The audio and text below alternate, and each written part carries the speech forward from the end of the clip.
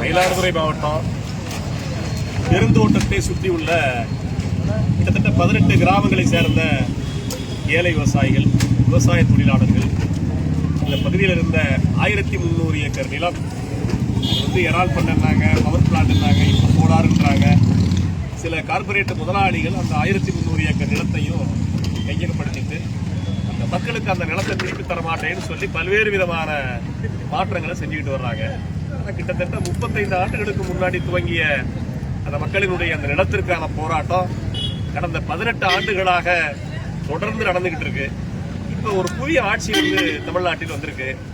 எனவே இந்த பகுதியில் இருக்கிற விவசாயிகள், விவசாய தொழிலாளர்கள் விளை நிலத்தை, அதுவும் பாதுகாக்கப்பட்ட வேளாண் மண்டலத்தில் இருக்கிற விளை நிலத்தை நாங்க வேற ஒரு மாற்று திட்டத்துக்கு தரமாட்டோம், எங்களுக்கு விவசாயம் செய்வதற்கு அந்த நிலத்தை திருப்பி கொடுங்கன்ற போராட்டத்தை முன்னெடுத்து போராடிட்டு இருக்கோம். ஒரு விஷயத்தை டைவர்ட் பண்ண பாக்குறாங்க. அப்படின்னா ஏதோ நாங்க தொழிற்சாலைகளுக்கு எதிரானவர்கள் அல்லது அறிவியல் பூர்வமான விஷயங்களுக்கு எதிரானவர்கள், பவர் பிளான்ட், சோலார் போன்ற திட்டங்களை எதிர்ப்பவர்கள் அப்படின்னு சொல்லி ஒரு திட்டத்தை பண்ண பாக்குறாங்க.